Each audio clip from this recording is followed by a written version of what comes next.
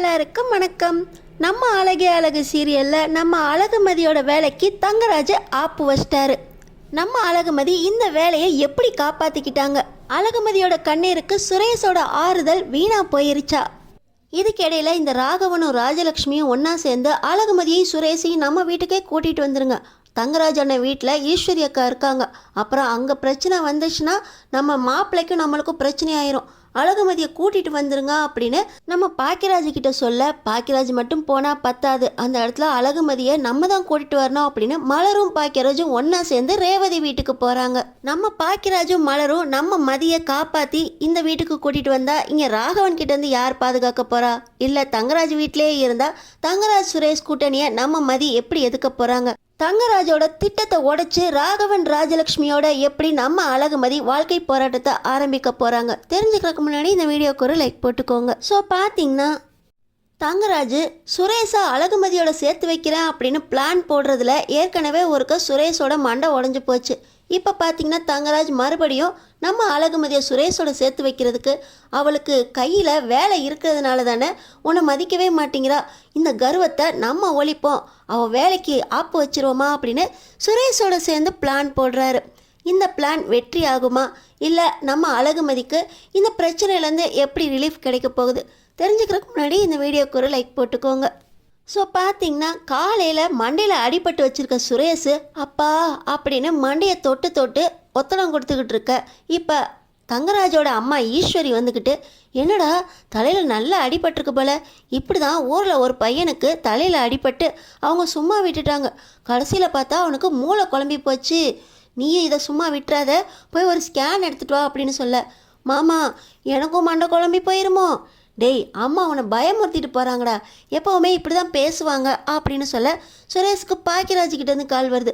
டேய் தலையில் அடிபட்டுருச்சாடா, நான் வரட்டுவாடா அப்படின்னு கேட்க, அண்ணே லேசான அடிதானே, அதெல்லாம் ஒன்றும் வேணாம் நானே பார்த்துக்கிறேன் அப்படின்னு சொல்லிட்டு தங்கராஜ்கிட்ட, மாமா அண்ணன் ஃபோன் பண்ணி கேட்குது, யார் எப்படி மாமா அண்ணனுக்கெல்லாம் தெரிஞ்சிருக்கோம் அப்படின்னு கேட்க, இங்கே உங்கள் அக்கா இருக்காளே, இங்கே ஒரு சோஃபா அப்படி நவுந்தாலே உங்கள் வீட்டுக்கு ஃபோன் பண்ணிடுவா, உங்கள் அண்ணனுக்கு இந்த விஷயம் தெரியாமலா போப்பது அப்படின்னு சொல்லி ரேவதியை கூப்பிட்டு, இப்போ பார் வந்து நீப்பா ஒன்றுமே தெரியாத மாதிரி எனக்கு தெரியாதுன்னு சொல்லுவா பாரு அப்படின்னு ரேவதியை கூப்பிட்டு தங்கராஜ் விசாரிக்க, அது ஒன்றும் இல்லை, காலையில் அன்னிக்கு ஃபோன் பண்ணியிருந்தேன், அப்போ அன்னிக்கிட்ட சொல்கிறப்போ அண்ணங்கிட்ட சொல்லியிருப்பாங்க அப்படின்னு அவங்க சமாளிச்சுட்டு போக, இன்னொரு பக்கம் நம்ம அழகுமதி அவங்க டீச்சர் வேலைக்கு கிளம்பி வராங்க. ஏற்கனவே 3 நாள் லீவ் ஆயிடுச்சு, இன்றைக்கி நான் கிளம்பணும் அப்படின்னு சொல்ல சாப்பாடு எடுத்து வைக்கிற ரேவதி, நீ நினைக்கிற மாதிரி சுரேஷ் அவ்வளோ கெட்டவெல்லாம் கிடையாது, என் கல்யாணத்தோட அண்ணன் தம்பிங்க கட்டி பிடிச்சி சண்டை போட்டுக்கிட்டு இருந்தாங்க, அவன் என் வீட்டுக்காரோட பேச்சை கேட்டுட்டு நைட்டு உங்ககிட்ட அப்படி நடந்துக்கிட்டான், அவர் மேலேயும் தப்பு இல்லை, உன்னையும் சுரேஷையும் சேர்த்து வைக்கணுங்கிறதுக்காக அவர் இப்படியெல்லாம் பிளான் போட்டார்,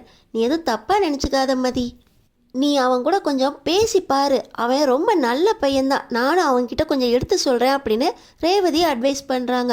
இவங்களும் சரி அப்படின்னு சொல்லிட்டு வேலைக்கு கிளம்பி போகிறாங்க. இவங்க வேலைக்கு கிளம்பி போகிறதுனால தானே இவளுக்கு இவ்வளோ கர்வம் இருக்குது, அவளுக்கு வேணுங்கிறத அவளே வாங்கிக்கிறா, இந்த வேலை மட்டும் இல்லாட்டினா பொட்டுக்கும் பூவுக்கும் க்ரீமுக்கும் பவுடருக்கும் நம்மக்கிட்ட தானே வந்தாகணும், அப்போ புருஷன் மேலே அன்பு வரும், பாசம் வரும், பணிஞ்சு நடந்துக்குவா, இவளோட வேலைக்கு நம்ம அப்போ ஒப்போமா, இவ்வளோ வேலை இவளுக்கு இல்லாமல் நான் பண்ணுறேன் சுரேஷ் அப்படின்னு சொல்லி தங்கராஜ் பிளான் பண்ணுறாரு. இந்த தங்கராஜ் நம்ம அழகுமதி வேலை பார்க்குற காலேஜ் பிரின்சிபல் கிட்ட போய், என்னடா நம்மளோட பல வருஷம் நட்பை நீ மறந்துட்ட, நான் கேட்டது நீ செய்யாமல் விட்டுட்ட, ஏற்கனவே இந்த அழகுமதி வேலைக்கு வரக்கூடாது, அவங்க அப்பா என் ஆஃபீஸில் தான் வேலை பார்க்குறாரு, அவர் நிறைய கடன் வாங்கிட்டாரு, இந்த பொண்ணு உன்னை ஏமாற்றி போயிருன்னு சொல்லி வேலையில் விட்டு விளக்குன்னு சொல்லியிருந்தல்ல அப்படின்னு கேட்குறாரு. ஆனால் பிரின்சிபல், இந்த பொண்ணு டெம்ப்ரரி ஜாப் தான் வேலை பார்க்குது, இன்னும் கொஞ்ச நாளில் அந்த டெம்ப்ரரி ஜாப் முடிஞ்சோடனே அந்த பொண்ணை போயிடும் அப்படின்னு சொல்கிறாங்க. அதெல்லாம் கிடையாது, டெம்ப்ரரி ஜாப் முடியுதோ இல்லையோ இன்னும் 2-3 நாள் தான் உனக்கு டைம் கொடுப்பேன், அதுக்குள்ளே ஏதாவது ஒரு காரணம் சொல்லி இந்த பொண்ணை நீ வேலையை விட்டு அனுப்பிச்சிடணும், குடும்ப சூழ்நிலை அவளால் தொடர்ந்து இங்கே உன் காலேஜுக்கு வேலைக்கெல்லாம் வர முடியாது அப்படின்னு மதியை வேலையை விட்டு தூக்க சொல்லி தங்கராஜ் அந்த பிரின்சிபல் கிட்டே கேட்குறாரு. இவரும் ஃப்ரெண்டே கேட்குறான் அப்படின்னு சொல்லி என்ன பண்ணலாம் அப்படின்னு யோசிச்சுக்கிட்டு இருக்காங்க. இன்னொரு பக்கம் பார்த்திங்கன்னா அழகுமதியோட ஸ்டூடெண்ட்டு காலேஜ்லேயே ஃபஸ்ட்டு வராங்க. உன்னோட ஸ்டூடெண்ட்டு இப்படி காலேஜில் நமக்கு பெருமை சேர்க்குற மாதிரி நடந்திருக்காங்க, உனக்கு என்ன நன்றி சொல்கிறதுனே தெரியல அப்படின்னு இந்த ஹெச்ஓடி நம்ம அழகுமதி கிட்ட சொல்ல, அதெல்லாம் ஒன்றும் இல்லை மேடம், என்னோட டெம்ப்ரரி ஜாப் மட்டும் பர்மனெண்ட் ஆகட்டும், என்னோட வேலையை நான் இன்னும் நல்லா சிறப்பாக செய்வேன். இப்படி டெம்ப்ரரியாக இருக்கிறதுனால நிறைய இடத்துல நிறைய இடைஞ்சல்கள் வருது. இதையெல்லாம் இல்லாமல் இருந்துச்சுன்னா எனக்கு இன்னும் நிறைய ஆஃபர் கிடைக்கும், ஸ்டூடெண்ட்ஸுக்கு நிறைய என்னால் செய்ய முடியும் அப்படின்னு சொல்ல, அவ்வளோதானே மதி, நீ இவ்வளோ நல்லா வேலை பார்க்குற, உன் ஜாபை பர்மனெண்ட் செய்கிறதுக்கு நான் ஹெல்ப் பண்ண மாட்டேனா அப்படின்னு சொல்லி ஹெச்ஓடி பிரின்சிபல் கிட்ட பேச போகிறாங்க. இந்த நேரத்தில் தான் பிரின்சிபல் தங்கராஜோட பேச்சை கேட்டுக்கிட்டு அந்த அழகுமதியோட டெம்ப்ரரி ஜாப் என்னைக்கு முடியுது அப்படின்னு கேட்க, சார் அதை பற்றி தான் நானும் பேச வந்தேன். அழகுமதி ரொம்ப நல்லா வேலை செய்கிறாங்க, அவங்களோட டெம்ப்ரரி ஜாபை பர்மனெண்ட் பண்ணிடலாம் அப்படின்னு ஹெச்ஓடி அவருக்காக பேசுகிறாங்க. இப்போ பிரின்சிபலுக்கு என்ன பண்ணுறதுனே தெரியல. இவ்வளோ நல்ல லெக்சரரை நம்ம எதுக்கு இழக்கணும், யோசிச்சு சொல்கிறேன் அப்படின்னு ஹெச்ஓடி கிட்ட சொல்லிடுறாங்க. இன்னொரு பக்கம் ராகவனும் ராஜலக்ஷ்மியும் பாக்கியராஜ்கிட்ட மாத்திரை வாங்கிட்டு வரணும். அப்படியே மாப்பிள்ளை வீட்டிலேருந்து சுரேஷையும் அந்த அழகுமதியையும் கூட்டு வர்றதுக்கு அடுத்த வேலையை பார்க்கணும் அப்படின்னு சொல்ல, இப்போ பார்த்தீங்கன்னா ராஜலக்ஷ்மி சுரேஷை வேணால் கூட்டு வந்துடலாம், அவள் வேண்டாம், அவள் வந்தால் வீட்டில் சண்டை பிடிப்பா அப்படின்னு சொல்கிறாங்க. ஆனால் இந்த ராகவன் அவளை வீட்டுக்கு கூட்டிகிட்டு வரலைன்னா அவள் மாப்பிள்ளை வீட்டிலேருந்து பிரச்சனையை ஆரம்பிச்சிருவா. அங்கே ஈஸ்வரி அக்கா இருக்காங்க, அங்கே எதுவும் பிரச்சனை அப்படின்னா மாப்பிள்ளைக்கும் நம்ம வீட்டுக்கும் ஏதாவது தொல்லை ஆயிரும். அதனால் இங்கே மதியம் சுரேஷும் வரட்டும், நம்மளே அவங்கள பார்த்துக்கலாம், சமாளிச்சுக்கலாம் நம்ம வீட்டு பிரச்சனையா அப்படின்னு ராகவன் சொல்கிறாரு. வேண்டா வெறுப்பா ராஜலக்ஷ்மியும் சரின்னு சொல்ல, நம்ம மலர் நானும் ஸ்கூலுக்கு போகணும் மாமா, ஸ்கூலுக்கு வர சொல்லியிருக்காங்க அப்படின்னு பொய்ய சொல்லிட்டு பாக்கியராஜோட மலர் நம்ம ரேவதி வீட்டுக்கு வராங்க. ஒரு பக்கம் நம்ம அழகுமதியை வேலையிலிட்டு விரட்டுறதுக்கு தங்கராஜ் திட்டம் போட்டு அதை செயல்படுத்தவும் ஆரம்பிச்சிட்டாரு. இன்னொரு பக்கம் தங்கராஜனை வீட்டில் இருந்துச்சுன்னா மதிக்கும் சுரேஷுக்கும் ஏதாவது பிரச்சனை வந்துடும் அப்படின்னு சொல்லி பாக்கியராஜும் மலரும் எப்படியாவது மதியையும் சுரேஷையும் நம்ம வீட்டுக்கு கூட்டிகிட்டு போகணும் அப்படின்னு வீட்டுக்கே வந்துடுறாங்க. சுரேஷும் மதியும் இன்னைக்கே வீட்டுக்கு கிளம்பி வர சொல்லி அத்தையும் மாமாவும் சொல்லி அனுப்புனாங்க அப்படின்னு ரொம்ப சந்தோஷமாக மலர் சொல்லி மதியையும் சுரேஷுக்கும் வீட்டுக்கு வர சொல்லி சாயந்தரம் அப்படின்னு ரேவதி கிட்ட சொல்லிட்டும் போயிடுறாங்க. ஆனால் தங்கராஜ் நம்ம வீட்டிலேருந்து சுரேஷும் மதியம் கிளம்பி போகிறப்ப ஒன்றா சந்தோஷமாக தான் போகணும். ஏற்கனவே பிரச்சனையோட வந்திருக்காங்க, கொஞ்சம் பிரச்சனை சூட ஆறட்டும், அப்புறமா நம்ம வீட்டுக்கு அனுப்பிச்சி வச்சுக்கலாம் அப்படின்னு ரேவதி கிட்ட ஒரே முடிவாக அனுப்பவே மாட்டேன் அப்படின்னு தங்கராஜ் சொல்லிடுறாரு. தங்கராஜ் பிரின்சிபல் கிட்ட பேசினதுனால பிரின்சிபல் எப்படியாவது அழகுமதியை வேலையை விட்டு நிறுத்திடுவார், இதுக்கு மேலே அழகுமதி சொல் பேச்சை கேட்பா அப்படின்னு சொல்லி தங்கராஜ் சுரேஷுக்கு கால் பண்ணி, நீ இன்னைக்கு மதியோட காலேஜுக்கு போய் மதியை வீட்டுக்கு கூட்டிகிட்டு வந்துரு, அவளுக்கு ஆதரவாக பேசு, அப்புறம் பாரு என்ன நடக்குது அப்படின்னு சொல்கிறாரு. மாமா அவள் சும்மாவே என் கூட வண்டியில் வரமாட்டா, வண்டியை ஆட்டுன்னு ஆட்டுவா, அப்படியே வந்தாலும் ஏதாவது சண்டைப்பட்டு மறுபடியும் அவள் தனியாக பிரிஞ்சு ஆட்டோவில் தான் போவா, அதுக்கு நான் கூப்பிடாமலே இருந்துருவேன் மாமா அப்படின்னு சுரேஷ் சொல்கிறாரு.